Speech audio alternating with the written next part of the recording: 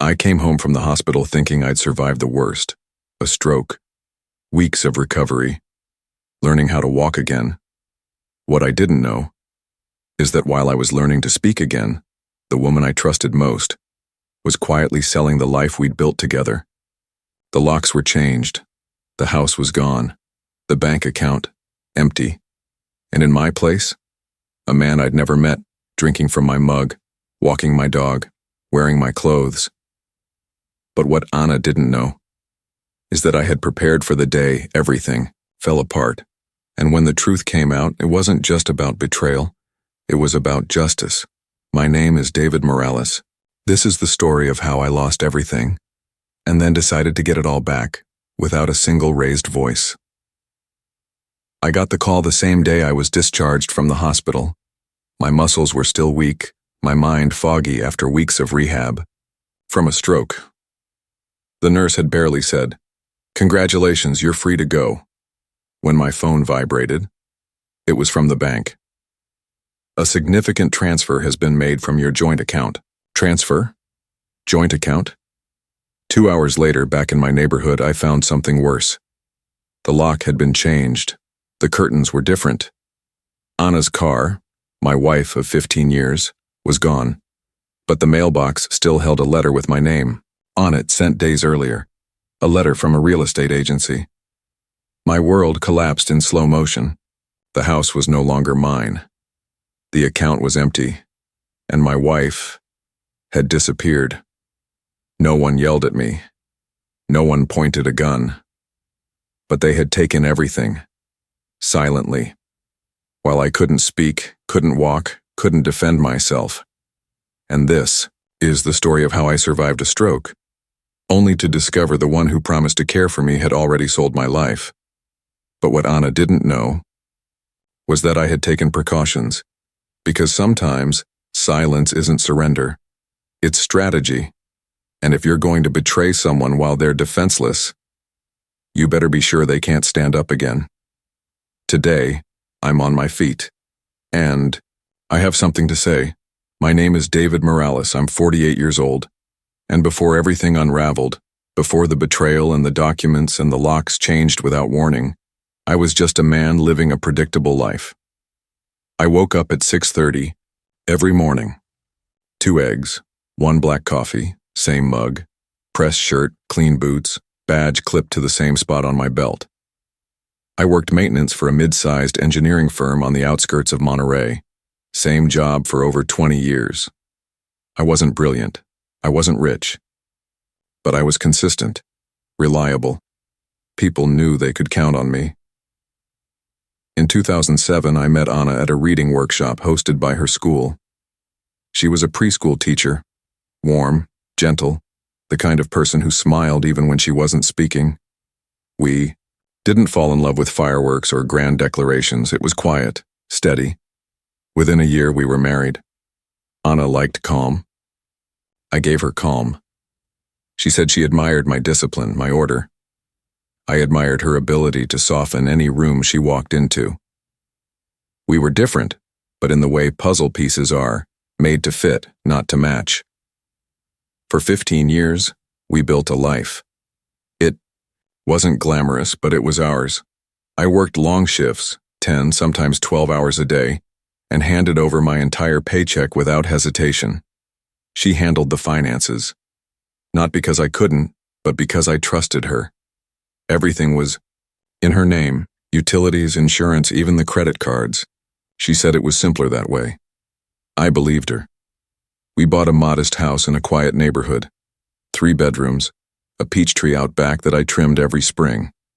The mortgage was in my name, but she managed all the payments. I signed whatever she put in front of me. We tried for children twice. Both ended in miscarriage. She never wanted to try again. I never pushed. We started taking weekend trips instead. Saved up for early retirement. Talked about seeing Spain or maybe southern Chile one day. I imagined growing old with her in a smaller place near the mountains. That version of the future died the day I collapsed at work. It was a Tuesday. I'd skipped lunch, busy with a faulty hydraulic system. Suddenly, my arm went numb. The room tilted sideways, and then nothing. When I woke up in the hospital, Anna was by my side. She held my hand, said everything would be okay. Told me not to worry about a thing. She'd take care of everything, and I believed her. Of course I did. She handled the paperwork for my hospital stay. She answered the doctor's calls. She brought me books, fresh clothes, even a little Bluetooth speaker so I could play music in my room. I thought how lucky I am to have a woman like her. But there were cracks I didn't see. Not yet. She asked me to sign a power of attorney document. Said it was just in case the doctors needed someone to act on my behalf. She said it was temporary. I didn't read the fine print. My fingers were still weak. So I signed. What else would a husband do? During rehab, she stopped visiting daily. Said work had gotten busy. Said she was organizing some paperwork at the bank. I didn't ask questions. Didn't want to be a burden. But when the flowers stopped, when the text slowed down, when the video calls started ending after just a few minutes, a part of me knew. I just didn't want to believe it. Because Anna, the woman I shared 15 years of mornings and anniversaries and disappointments with, she would never hurt me. Right? It's strange how the brain works. It tries to protect you from pain by wrapping you in denial, even when the truth is bleeding through the walls. While I was learning how to walk again, she was walking away, and I didn't even notice, or maybe I chose not to. The thing about betrayal is, it never arrives all at once. It whispers first. It enters your life quietly, disguised as change. And if you're not looking closely, it's easy to mistake it for growth. Anna started going to yoga 3 nights a week. She said it helped her decompress from work. I encouraged her. I thought, good. She deserves something for herself, but she never came home sweaty. Her gym bag always looked untouched. When I joked about it, she laughed it off. I go for the mindfulness part, not the sweating. I didn't press. Then came the clothes, new dresses, new shoes. I noticed they weren't from the stores she usually liked. These were sleeker, tighter. I complimented her. She smiled and said, just trying to feel good in my own skin. I believed her, because I wanted to. There were new friends too, people I'd never met. Names she dropped casually, Lily, Marissa, a Bruno from her book group. She'd never been in one before. The phone started staying face down on the table. Notifications turned off. She set a new password. I noticed. Of course, I did, but I told myself it was none of my business. Anna deserved her privacy. Sometimes I called her during my lunch break, a habit we'd had for years. She used to answer with warmth. Lately, she'd sigh before saying hello, or let the call ring out, then text me an hour later. Sorry, babe, busy. Everything okay? She stopped asking about my day, stopped listening when I answered. Our conversations became logistics, grocery lists, utility bills when the gardener was coming. When I asked if she wanted to plan a weekend getaway, just us, she said she had a training workshop. When I offered to tag along, she snapped, David, not everything has to be about us. That one stung, but I still didn't say anything, because that's who I was. My father raised me to observe first, act later. You don't solve a leak by breaking the pipe, he used to say. So I watched, and quietly I started preparing. I didn't snoop, didn't install trackers or read her messages, but I started gathering my own things. Quietly. I rented a small storage unit across town. Nothing fancy, just enough for a few boxes. Inside, I placed the important things. My birth certificate, the house deed, in my name, thanks to the mortgage, my mother's silver necklace, a pocket watch that belonged to my grandfather, copies of my pension documents and bank statements. Then I opened a personal savings account at a different bank. I rerouted part of my salary there. Not enough to raise suspicion, just a small portion. Enough that if things went south, I wouldn't be starting from zero. I didn't think of it as betrayal. I thought of it as insurance because something in my gut had shifted. And in life, when your gut speaks, you listen. A month before my stroke, I asked Anna, gently, if everything was okay. She paused, then shrugged. We're fine, David. Just routine. Maybe we need to shake things up a bit. I asked what she meant. She didn't answer. The night before my stroke, we had dinner. It was quiet. She spent most of the meal scrolling through her phone, half smiling at something she wouldn't share. When we went to bed, she turned away before I could kiss her, said she had a headache. I fell asleep staring at the ceiling, wondering how we got here. Two strangers under the same roof, pretending not to notice the distance between them. I told myself we were just tired, that every couple hits dry spells, that things would bounce back once the stress passed. I was wrong. The stroke didn't break us. It just gave her an exit, an excuse. A moment when she could finally act without having to look me in the eyes. And I gave her everything she needed. Control over the accounts, the house, my trust, even my signature. She asked me to sign a medical proxy while I was still dazed from medication. Said it was just so she could authorize payments or speak to doctors. I remember the nurse handing me a pen. My hand shook. Anna said, "Just sign, my love, I've got you." I signed. That document and that single signature would open the door for everything that followed. A door I didn't realize I had unlocked myself. The day I was discharged from the hospital, I felt like I'd earned my life back. Not the whole life. Not the one with morning kisses and weekend plans, but the functional part. I could walk, dress myself, speak without stuttering. It felt like victory. The hospital administrator handed me a manila envelope with my discharge summary. I called a cab, loaded my small duffel bag in the trunk, and gave the driver my home address. It had been nearly 8 weeks since I'd seen the place. I pictured the warm brown bricks, the faded mailbox with our names in peeling gold stickers, David and Anna.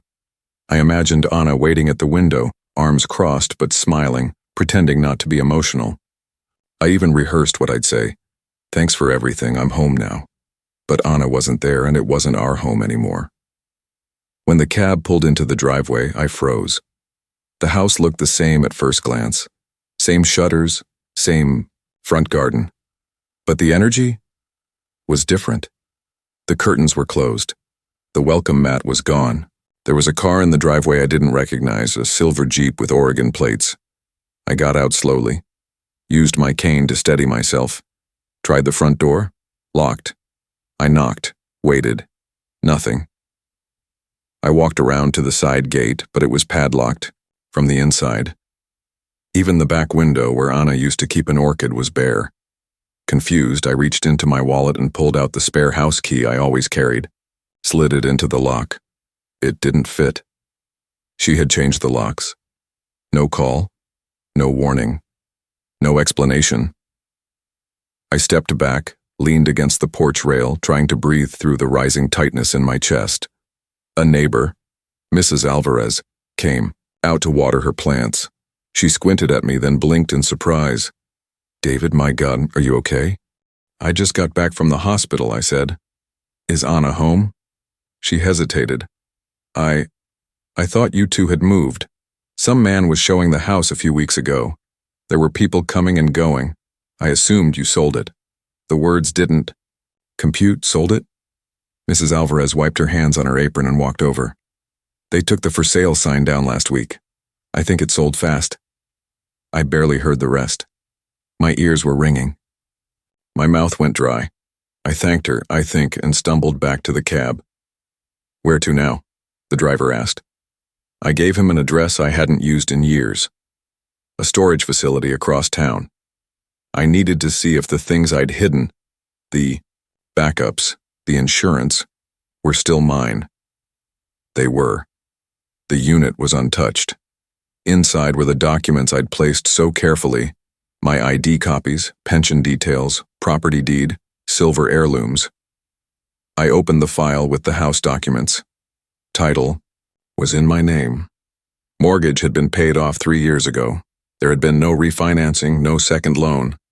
Nothing that gave Anna the right to sell it, unless I'd given her that right. I pulled out the copy of the medical power of attorney she'd had me sign in the hospital. Buried in the fine print, 3 paragraphs down, was a clause granting her full control over financial decisions in the event I became permanently incapacitated. Permanently. But I wasn't. And she'd known that. Still, she'd acted. I pulled out my phone and logged into our shared banking app. The password didn't work. I reset it using my backup email. When I got in, the numbers told the story better than words ever could. The joint checking account, once holding over $70,000, had a balance of $9.12. The savings account, nearly $110,000 before my stroke, was empty. There were dozens of transfers, some to names I recognized, utility, companies, groceries, but others were unfamiliar. A man named Bruno D., an account listed under a Shell LLC, Mendoza and Partners Real Estate. The transfers started small, $500 here, $200 there, while I was in ICU. Then a sharp spike. $25,000 gone in one day, then $47,000 the next week. The last transfer, 2 days before I was discharged, was $36,800, all to Mendoza and Partners, all labeled property closing. It hit me like ice in the veins. She hadn't just emptied the accounts. She'd sold our house, while I was still learning to use my left hand again. I stared at the screen, numb. I didn't feel rage. Not yet. Just a cold kind of clarity. I called the customer service line for the mortgage company. The woman on the line was polite, robotic almost. Yes, Mr. Morales. The property was transferred last week. Final documents signed by your wife, Ana Morales, using her authority as medical proxy. The buyer's funds were received. The property is closed. Closed, as in final, irreversible. I asked for the closing documents. She sent them via email. They were attached in a single PDF. I opened it. There was my name, my signature, except it wasn't mine. The curve of the D was wrong. The tail of the S didn't match. The stroke pattern, the rhythm, off. Someone had forged it. And I knew exactly who. I didn't sleep that night. I checked into a cheap motel on the edge of town, the kind with flickering hallway lights and stained curtains, and stared at the ceiling until dawn. Every time I closed my eyes, I saw her face. Ana. The way she used to hold my hand when we crossed the street. The way she whispered, "We're a team," after signing our mortgage. I had trusted her with my life. And she had quietly gutted it while I was too broken to protest. But I wasn't broken anymore. And I wasn't angry. Not yet. I was focused. At 7 a.m., I opened my laptop. It felt heavier than usual, maybe because of what I was about to do with it. I logged into the remote dashboard of our home security system, the one I'd set up 2 years earlier when there were reports of burglaries in our area. Ana had never cared much about it. She'd once said, "What are we guarding, a bunch of old furniture?" She'd forgotten that the system uploaded everything to the cloud, even when no one was watching. I clicked into the timeline. There, it was a series of clips starting 3 weeks after my stroke. A man, mid-40s, tall, athletic build, beard, pulling into my driveway. Same silver Jeep with Oregon plates. He wasn't just visiting. He had a key. He came in and out like he lived there, walked the dog, drank coffee from my Seahawks mug, used my tools in the garage. In one video, he stood in the kitchen with Ana holding papers. They were laughing. She was wearing my bathrobe. It was surreal. Not like watching someone steal from you. More like watching someone step into your skin and pretend your life was theirs. I downloaded every clip, sorted them by date, titled them clearly, "Unauthorized occupant footage, Morales residence." I emailed them to myself, BCC'd my backup email. Then I made a list. A short one. 3 names. Tomas Herrera, my old college roommate turned real estate lawyer. Sofia Ramirez, the mortgage officer who helped us buy our house. Detective Marcos Beltran, a former client from a side project I once repaired. HVAC systems for at 8:30 a.m. I called Thomas. He answered on the second ring. David? Holy hell, man. I heard you were in the hospital. How are you? Recovering, I said. But I need your help, quietly and fast. Say no more, he replied. Meet me at my office. 1 hour? I nodded, even though he couldn't see me. Thomas looked different than I remembered, grayer, leaner, but the moment I walked in, he gave me a firm hug and no small talk. I told him everything. The proxy Anna had me sign, the forged signature on the deed, the banking transfers, the videos. He didn't interrupt once, just took notes. When I finished, he closed his notebook and said, This isn't just fraud. It could be conspiracy, especially if this Jeep guy is connected to the sale. He's more than that, I said. He's living there. Thomas narrowed his eyes.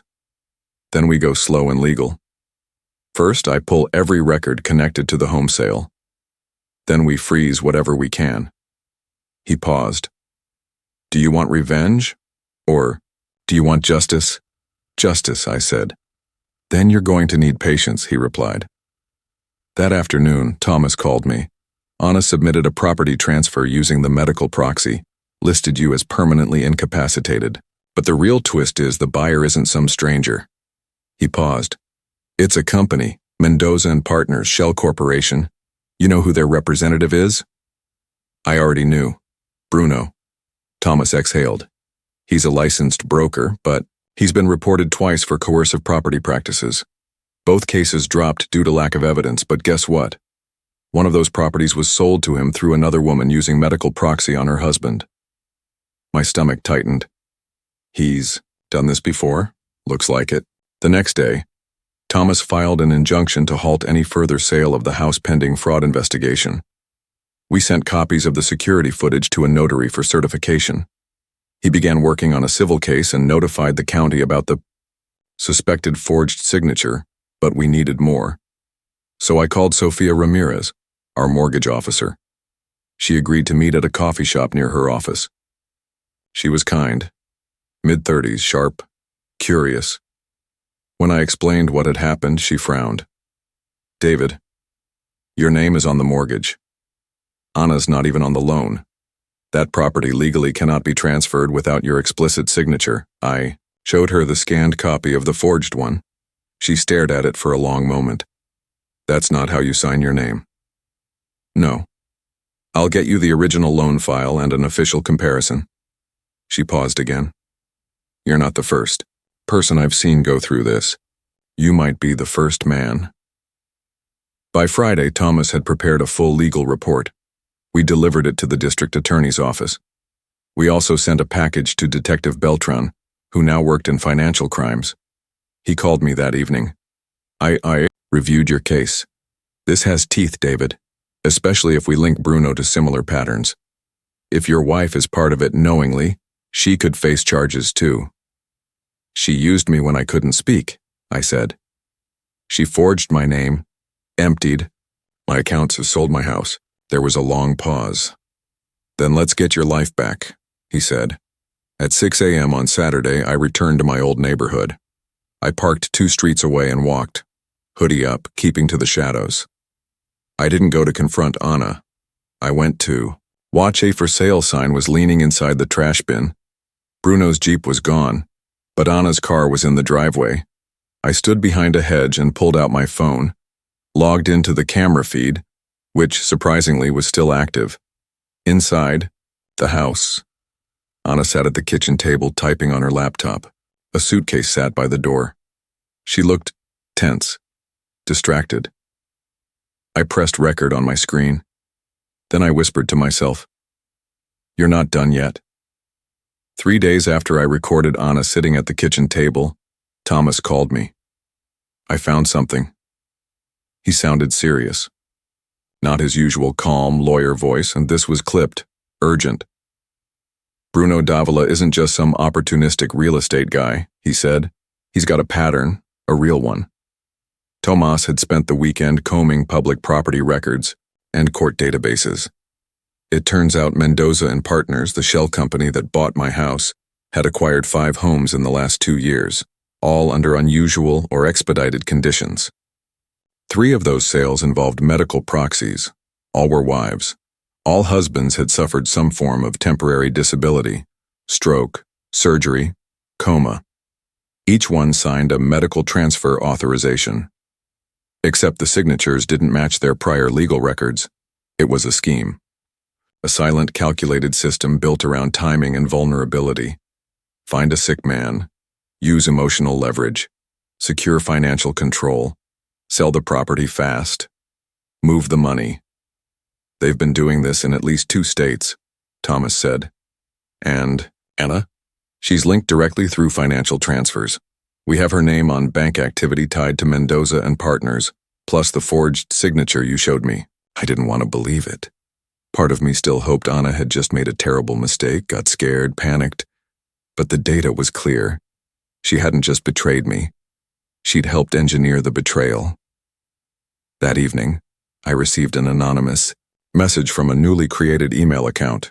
You don't know me, but he's done this before, you're not alone. Attached were 3 PDFs, scans of court complaints filed by 2 other men. One had suffered a heart attack. The other had been in a motorcycle accident. Both had wives who acted in their name while they were recovering. Both lost their homes. Both mentioned Bruno Davila and Mendoza and Partners. I forwarded everything to Thomas and Detective Beltran. By now the case had expanded beyond civil law. We were looking at criminal fraud, identity theft, conspiracy, maybe even racketeering. 2 days later, Beltran called. The Financial Crimes Unit is opening a formal investigation, and we're reaching out to the FBI. This crosses state lines. You may have helped us uncover a full operation. I nodded, more out of habit than anything else. How long until we act? We're tracking where the money went. Bruno's been moving it through secondary accounts, crypto wallets, wire transfers, but Anna's footprint is clearer. She didn't even hide it. Most people don't, he said. They think if it's papered properly, no one will look too hard. Meanwhile, Anna still hadn't contacted me. Not directly, but that changed on a rainy Thursday afternoon. I was sitting in Thomas's office going over a draft of the civil lawsuit when my phone buzzed. It was a text. Anna, we need to talk. Please, in person. I showed Thomas. He raised an eyebrow. Don't answer. I didn't. 5 minutes later, another message came in. Anna, I know you're angry. I made mistakes, but I didn't mean to hurt you. Mistakes? You don't accidentally sell someone's house and forge their name.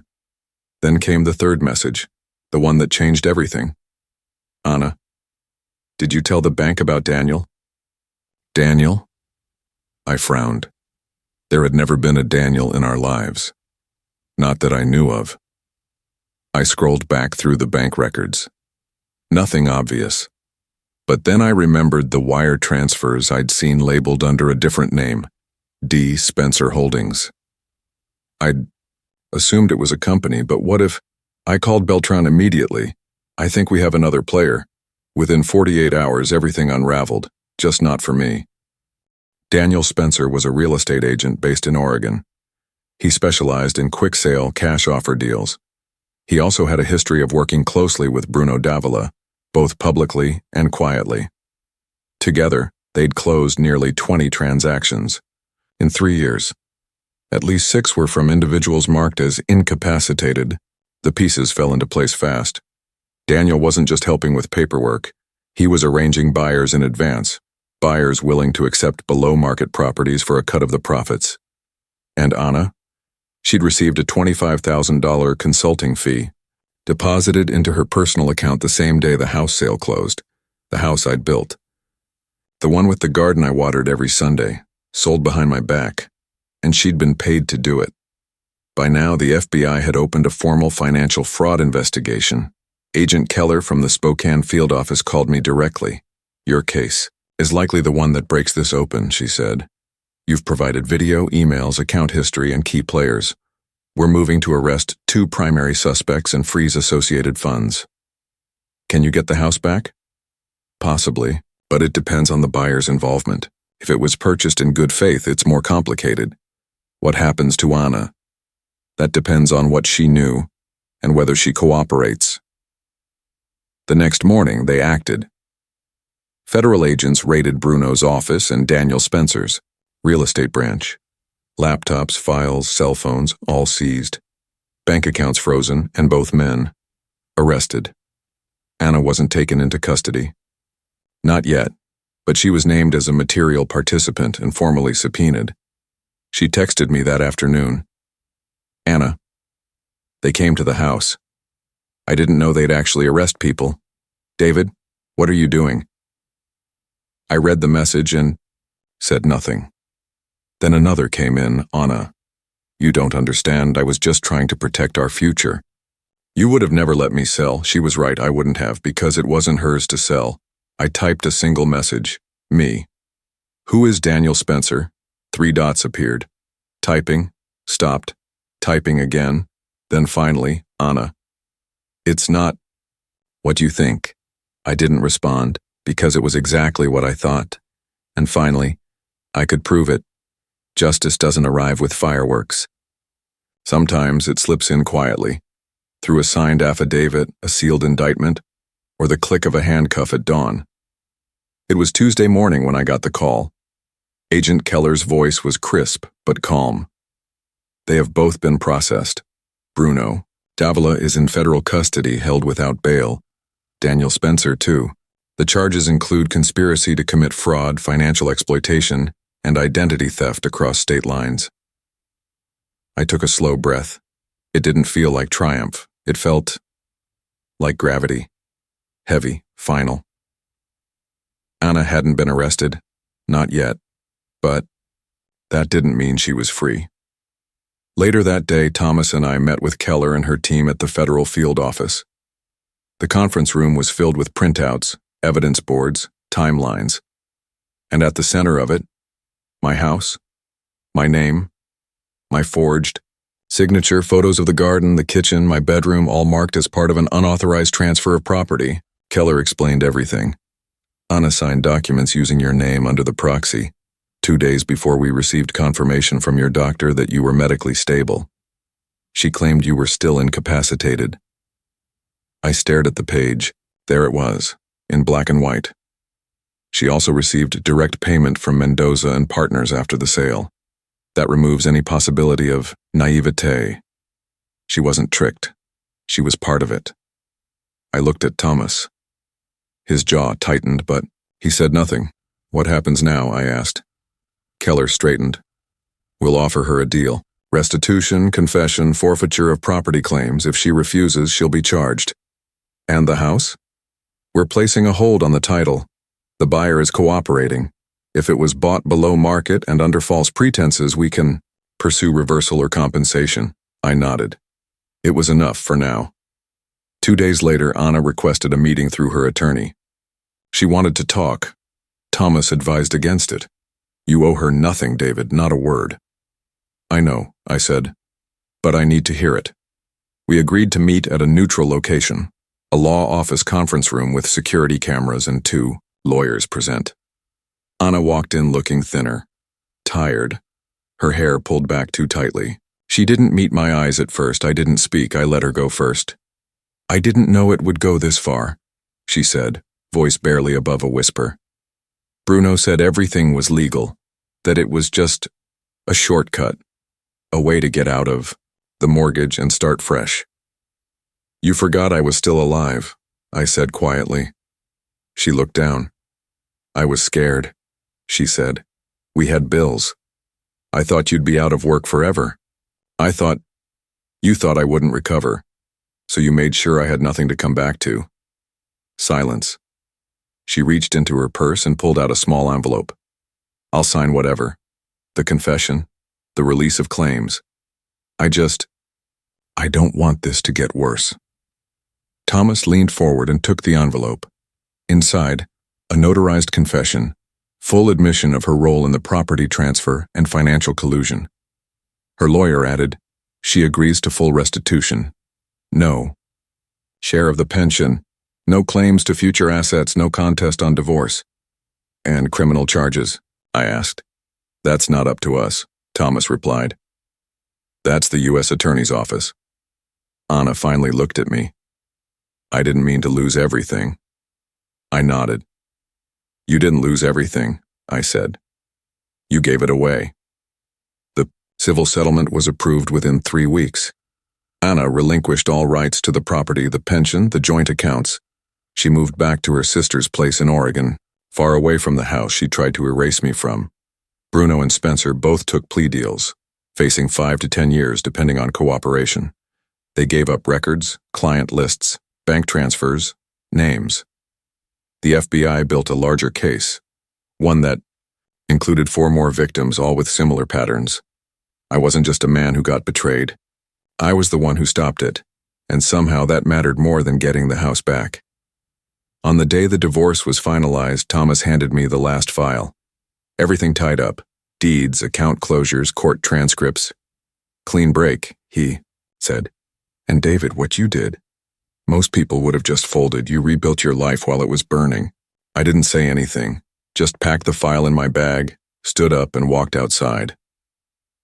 The sun was rising. For the first time in months, it didn't feel like the world was ending. I never moved back into the old house. Too many memories. Too many ghosts. I sold it, legally, properly, and bought a quiet cabin 2 hours outside of town. A frame structure, wood panels, a small creek behind it. No neighbors in sight, just trees, sky, and silence. I fixed the plumbing myself, built my own workbench, adopted a dog, black and brown shepherd mix named Rico, started offering small engine, repair services to the locals. Nothing fancy, just enough. The pension covers the rest. One evening I got a letter in the mail, no return address. Inside, a handwritten note. You don't know me. But because of your case, the house my father built wasn't stolen from him. Thank you for not staying silent. I read it twice, then pinned it to the refrigerator. Justice, I've learned, doesn't always come loudly. Sometimes, it shows up in the smallest moments: a handcuff, a signed confession, a stranger's letter. And sometimes justice means walking away, not because you've lost, but because you've won without having to become the thing that broke you. It's been a year since I left that motel room with a list of names and a laptop full of quiet evidence. Since then, a lot has changed. Not all of it feels like justice, but most of it feels honest. I don't miss Anna. Not the version of her that stood in our kitchen forging signatures, laughing with a stranger in my robe. I miss the woman she used to be, or the one I believed she was. Maybe they were never the same person, and that's something I've had to make peace with. There's a certain type of pain that doesn't scream. It doesn't lash out. It just lingers. In the way you check your accounts 3 times instead of 1. In the way you watch people's eyes a second longer, waiting for signs of truth or betrayal. But pain can be useful. It teaches you where the weak points are, where you need to build stronger next time. Tomas Herrera, Property and Family Law. Attorney. Medical proxies are legal tools designed for protection, not exploitation. But in the wrong hands, even a signature of trust can become a weapon. David's case is a textbook example of why we tell clients, never sign anything in a vulnerable state, and always retain independent legal review. What happened here wasn't just betrayal, it was financial abuse. And thanks to David's meticulous record-keeping and calm response, we were able to bring the truth into the light. David, final narration. If you've been betrayed, if someone you trusted used your silence against you, you're not alone. You don't have to explode to fight back. You don't have to scream to win. Sometimes the most powerful thing you can do is simply refuse to stay broken. I didn't get revenge. I got clarity. And that's more permanent. I didn't plan to become the person who brought a fraud ring down. I didn't ask to lose a marriage I gave 15 years to. But sometimes life strips everything away, so you can see what was real all along. What Anna did, it broke something. But what I did after, that's what rebuilt me. If you've been lied to, if you've been left behind, know this: You don't need revenge. You need clarity. You need truth. And above all, you need to remember that silence doesn't mean surrender. Sometimes it's just the sound of a storm, gathering strength.